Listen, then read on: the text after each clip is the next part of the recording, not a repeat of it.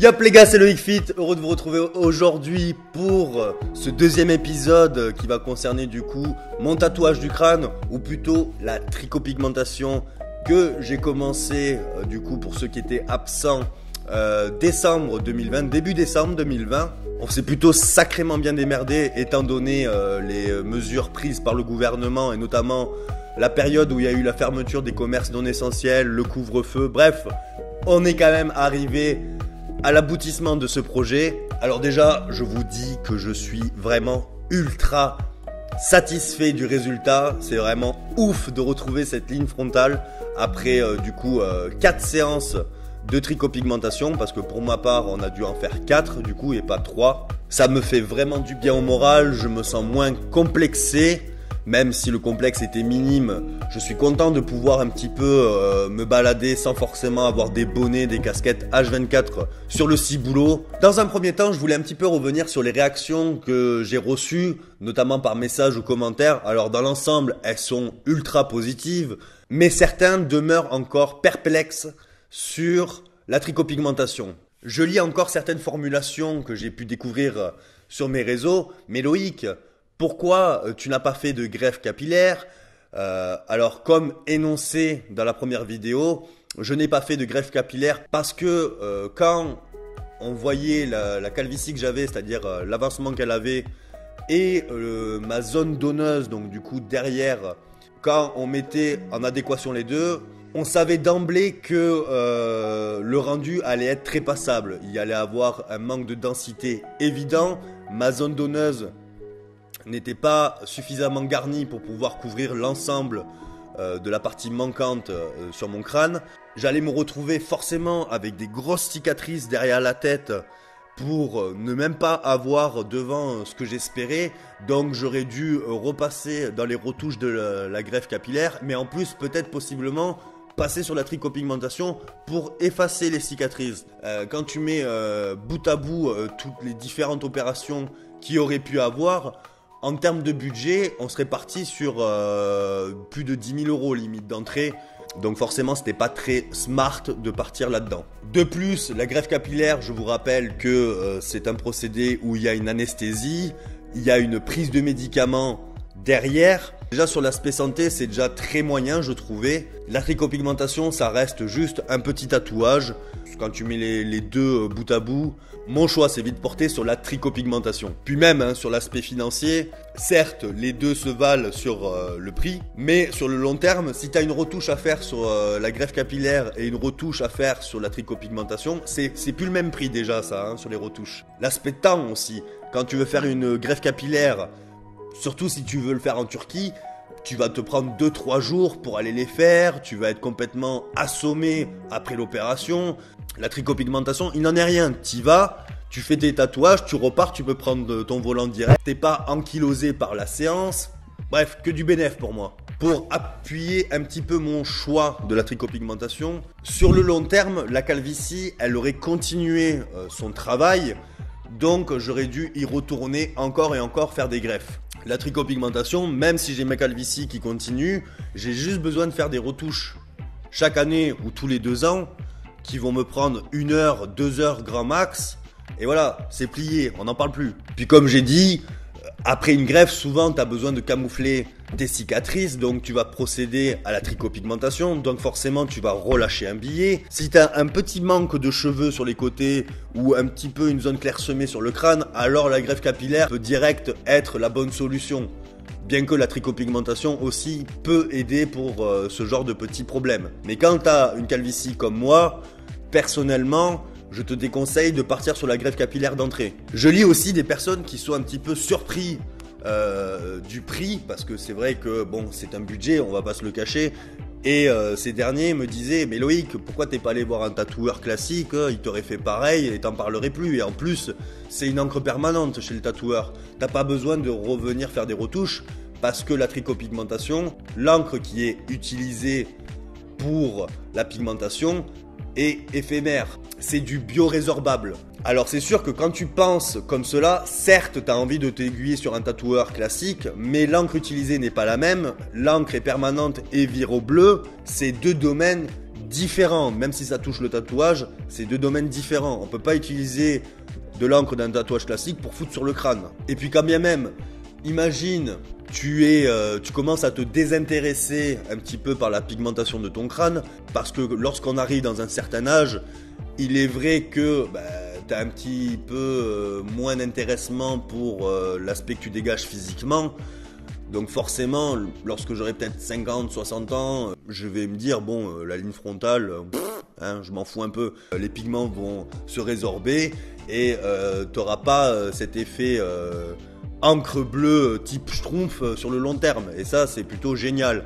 Tes cheveux changent de couleur avec le temps, tu as des cheveux blancs qui apparaissent. Si tu as fait une pigmentation qui a des tons un petit peu bruns, tu vas avoir un certain contraste sur le crâne. Tu vas avoir la couronne blanche et tu vas avoir le milieu noir. Alors c'est pour ça que le choix des pigments biorésorbables est validé d'emblée. Les retouches d'une tricopigmentation et les retouches d'une greffe capillaire, c'est pas du tout les mêmes prix aussi. On est de l'ordre de 100 balles, 150 balles pour une retouche. Sur les greffes, à mon avis, tu es pas sur 100 €, parce que tu as la réservation du bloc, tu vas avoir l'anesthésie. Le tricopigmentiste, lui, il est tout seul pour te le faire. C'est pas les mêmes tarots. Allez, le seul bémol que je peux mettre en avant sur la tricopigmentation, c'est le fait qu'il y ait un entretien assez régulier à avoir sur le crâne. Il faut que tu te rases la tête tous les 2-3 jours environ. Alors au début, j'étais en train de me dire, putain, fait chier quand même et tout, se raser tous les 2-3 jours.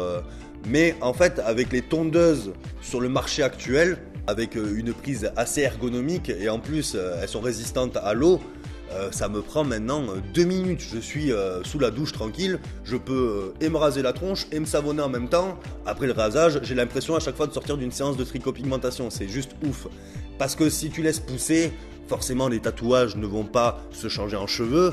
Par contre, ta couronne, elle pousse sur le côté, tu vas te retrouver en position Bozo le clown, ça va pas le faire. Pour revenir sur le travail du centre de Toulouse, donc Tricopigmentation Toulouse, d'ailleurs, je vous invite à vous abonner à son compte. Elle m'a fait un travail superbe, il est dingue le travail, c'est très professionnel.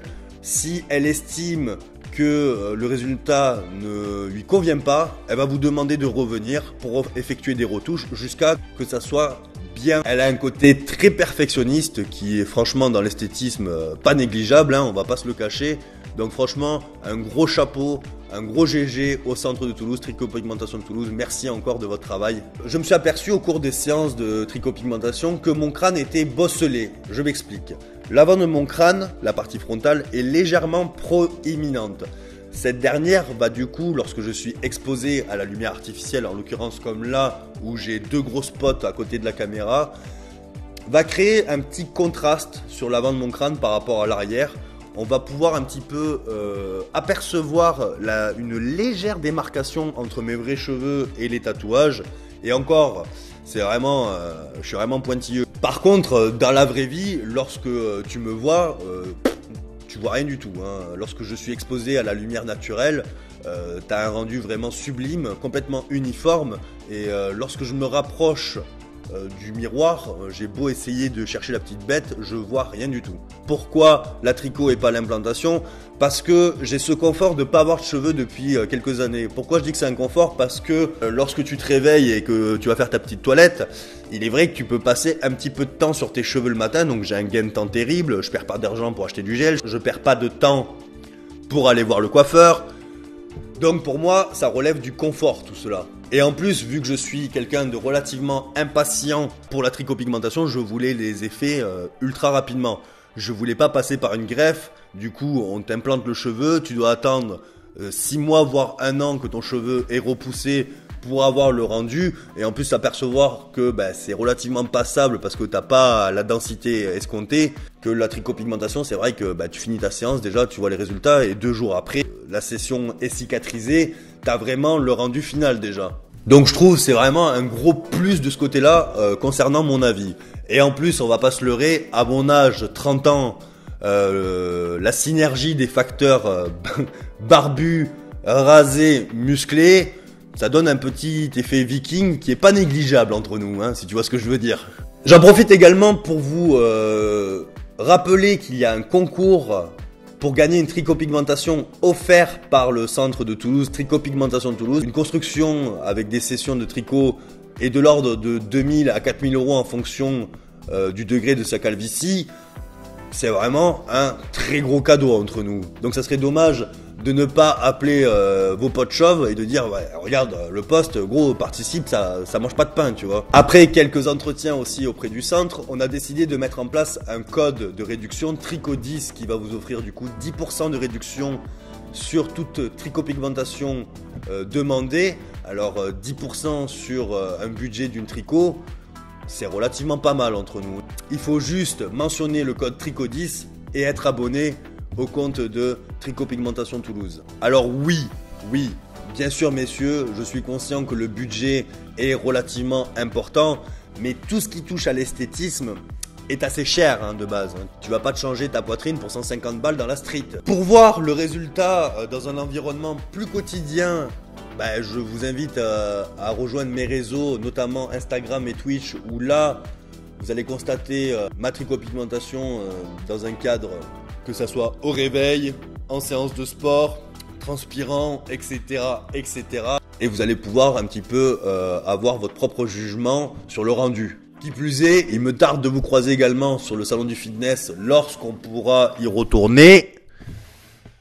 Et on en parlera aussi de cela. Sur ce, ces petits épisodes de la tricopigmentation s'achèvent. J'espère que je vous aurai relativement bien informé sur les tenants et aboutissants d'une construction d'une tricopigmentation. J'espère aussi que les résultats mis en avant vous semblent suffisants. Alors oui, c'était une collaboration avec Tricopigmentation Toulouse, c'est pour ça que j'en ai fait des vidéos. Mais en plus, pour une fois que l'homme peut avoir sa petite touche esthétisme pour lui, parce que c'est vrai que quand on pense esthétisme, on pense plutôt au cadre féminin. J'ai vu que les mecs commençaient un petit peu à se refaire le nez, des choses comme ça. Enfin, on voit que l'esthétisme commence un petit peu à se démocratiser auprès de la gente masculine. Je pense que d'ici quelques temps, la pigmentation du crâne va connaître un boom sur le plan médiatique.